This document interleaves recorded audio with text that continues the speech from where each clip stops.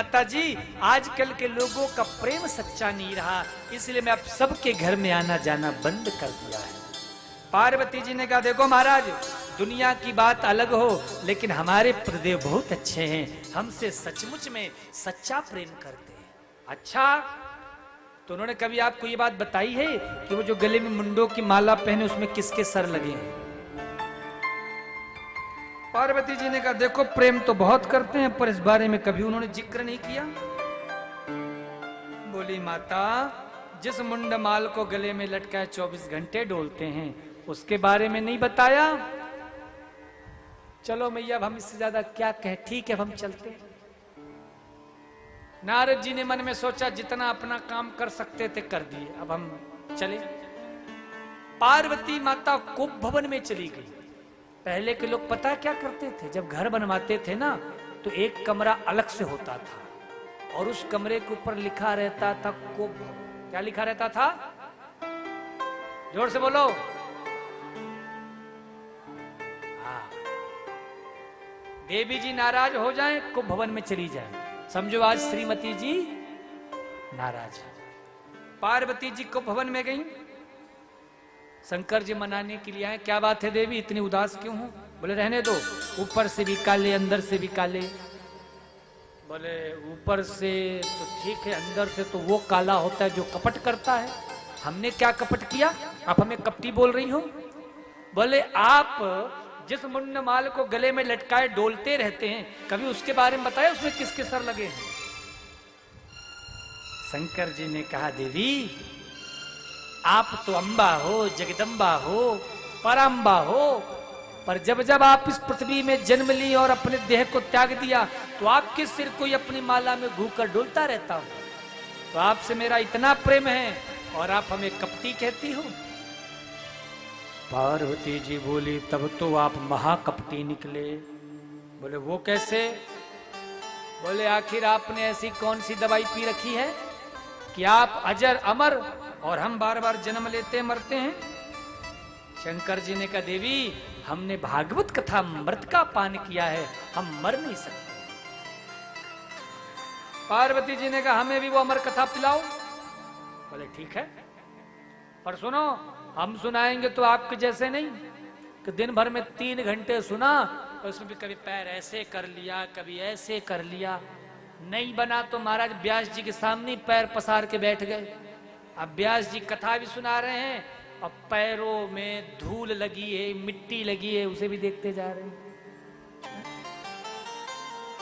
7 दिन और 7 रात्रि पर्यंत कथा चली है महाराज, ऐसी कथा थी। तो बोले देखो हुकारी भरती जाना ताकि तुम कहीं सो रही हो तो हमको पता चल जाए। बोले ठीक है। शंकर जी ने डमरू बजाया, डम डम डम डम डम डम। जितने भी आसपास के उस कैलाश में रहने वाले जीव जंतु थे सब चले गए। एक अंडा सूखा पड़ा हुआ था, उसमें तो प्राण थे नहीं, वो बरगद के वृक्ष पर ही पड़ा रहा और पड़ करके नीचे गिरकर फूट गया था। तो उसमें कोई प्राण था नहीं तो कोई मतलब नहीं था। अब बाबा कथा सुनाना शुरू किए। पार्वती जी हुकारी भर रही हैं, हाँ जी, ओम जी, हाँ जी, जी हाँ जी। पहले दिन की कथा के प्रभाव से अंडा जुड़ गया। दूसरे दिन की कथा के प्रभाव से अंडा पक गया और तीसरे दिन की कथा के प्रभाव से अंडा फूट गया। छोटा सा एक सुख पक्षी चौथे दिन की कथा से निकला। बोलिए सुखदेव भगवान की जय हो। अब वो वृक्ष के ऊपर बैठ के कथा सुन रहा है। हाँ हाँ हाँ हाँ हाँ हाँ हाँ, देख लिए देख लिए। अब चौथे दिन की कथा सुन करके वह महाराज गदगद हो रहा है। इतने में पार्वती मैया को नींद आ गई, मैया सो गई। सुखदेव जी बोले अब कथा रुक जाएगी।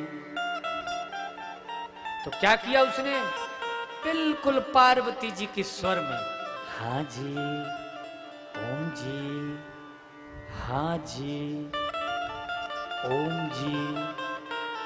7वें दिन कथा का विश्राम हुआ। बाबा जोर से जयकारा लगाए, बोलिए भागवत महापुराण की जय हो। पार्वती मैया की नींद खुल गई। हाँ महाराज स्वामी, फिर आगे क्या हुआ? कृष्ण ने कंस को मारा या कंस ने कृष्ण को? शंकर जी ने माथा पकड़ लिया, पूरी कथा सुना दी, पता ही नहीं। बोले हम तो 4 दिन ही नींद कथा सुनी, 4 और चौथे दिन नींद आ गई थी। तो फिर ये हुकारा कौन भर रहा था? सोई महाराज देखा बट वृक्ष पर सुख पक्षी, हाथ में त्रिशूल ले लिए भोलेनाथ। बोले कथा सुनी कोई बात नहीं, पर कथा को नियम पूर्वक नहीं सुना। मानो ब्रह्म विद्या की चोरी की हो तो क्या करें? बोले ऐसे व्यक्ति को मार देना चाहिए। बाबा त्रिशूल लेकर के दौड़े, आगे आगे सुपक्षी भग रहा है, पीछे पीछे बाबा आ रहे हैं। कैलाश से नीचे उतरे तो व्यास जी की कुटिया मिली सम्याप्रास, वहां पे व्यास की पत्नी बिट्टिका बैठी थी। सुपक्षी को कहीं मार्ग ना मिला तो व्यास जी की पत्नी के मुंह में ही चले गए। शंकर जी ने भी महाराज दरवाजे पे त्रिशूल गाड़ दिया, कभी तो बाहर निकलेगा। लेकिन सुखदेव जी 12 साल तक गर्भ में रहे।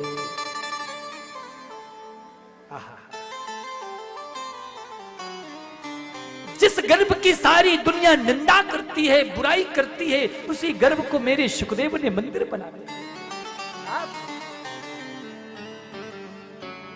12 साल तक रहे। एक दिन बिट्टिका ने कहा, अजी सुनते हैं मेरी गर्भ से तो सुंदर सुंदर मंत्रों का उच्चारण हो रहा है। व्यास जी बोले कोई जरूर विद्वान बालक होगा। आवाज दी, पुत्र बाहर आ जाओ। नहीं, क्यों? बाहर आएंगे पहले तो भोलेनाथ की त्रिशूल से नहीं बचेंगे, और बाबा की त्रिशूल से बच गए तो भगवान की माया से नहीं बचेंगे। तो व्यास जी ने वचन दिया, शंकर जी को समझाया, महादेव अमर कथा सुना दी और अब भी त्रिशूल लेके आए हैं, कृपा करो। शंकर जी चले गए। अंत में मायापति से कहा, मेरे पुत्र को माया से ग्रसित ना हो ऐसी कृपा करो। तब व्यास जी के व्यास नंदन सुखदेव जी गर्भ से बाहर निकले। और कथा कहती है, यम प्रव्रजन्तमनुपेतमपेत कृत्यं द्वैपायनो विरहका तरयाजुहाव पुत्रे तन्मयतया तरवोभिनेदुत्तम सर्वभूत हृदयं मुनिमानतोस्मि। गर्भ से बाहर निकले, ना मां की ओर, ना पिता की ओर, ना संसार की ओर, सीधे वन की ओर देखे और चल दिए। पुत्र प्रेम में व्यास जी विरह से कातर होकर कहते, पुत्रे तन्मयतया, अरे पुत्र ठहरो, बेटा पुत्र पुत्र, अरे सुकुमार ठहरो। व्यास जी ने पीछे व्यास जी को मुड़ करके नहीं देखा उस बालक सुखदेव ने। तब वृक्षों ने कह दिया, ओ महाराज किसे पुत्र पुत्र कह के संबोधन कर रहे हो? जो आज तुम्हारे पुत्र हैं, किसी जन्म में ये तुम्हारे पिता रहे हैं, इसलिए पुत्र का मोह छोड़ो। कथा आती है कि जब सुखदेव जी निकले तो बीच में एक सरोवर मिला, जहां पर कुछ 9 युवतियां स्नान कर रही थी। सुखदेव जी निकल गए। उन कन्याओं के, युवतियों के मन में जरा सा भी लोक लाज का भाव नहीं जगा, वो स्नान करती रही। पर जैसे व्यास जी निकले, तुरंत सबने दौड़कर अपने वस्त्र पहन लिए। बाबा क्षमा करना, हमने आपको देखा नहीं। व्यास जी बोले, अरे देवियों, मेरा अभी अभी युवान बालक यहां से होके निकला है, तब तुम्हें लाज की याद नहीं आई? और मैं तुम्हारे बाबा की उम्र का हूं, मुझे देखकर तुम लज्जित हो रही हो? तब उन युवतियों ने कहा, बाबा लाज तो उससे किया जाता है जो संसार में हो। इस व्यक्ति से क्या लाज करें जिसको ये भी ना पता हो कि स्त्री कौन है और पुरुष कौन है, जिसे स्त्री पुरुष का भेद ही ना पता हो। अरे ऐसे महापुरुष के सामने 1000 वस्त्र भी धारण कर लो तो निर्वस्त्र हो, और निर्वस्त्र भी रहो तो भी 1000 वस्त्र के समान। और बाबा आप तो संसार में रहते हैं। तब व्यास जी समझ गए, ऐसे पुत्र को मैं नहीं ला पाऊंगा। तब व्यास जी अपनी कुटिया में पहुंचे और रोने लगे, क्या करूं, कैसे ये सब संभव हो? तब नारद जी आए और नारद जी ने 4 श्लोकों की भागवत सुनाई। उसी भागवत को व्यास जी ने 18,000 श्लोकों में परिणित कर दिया और उसी 18,000 श्लोकों में परिणित करके सर्वप्रथम सुखदेव जी को उस भागवत का ज्ञान दिया। कृष्ण प्रेम में सुखदेव नाचते हैं, झूमते हैं। इसीलिए साधक कहता है दिन रात प्रभु का चिंतन स्तवन करते रहना चाहिए। एक बड़ा सुंदर भाव है।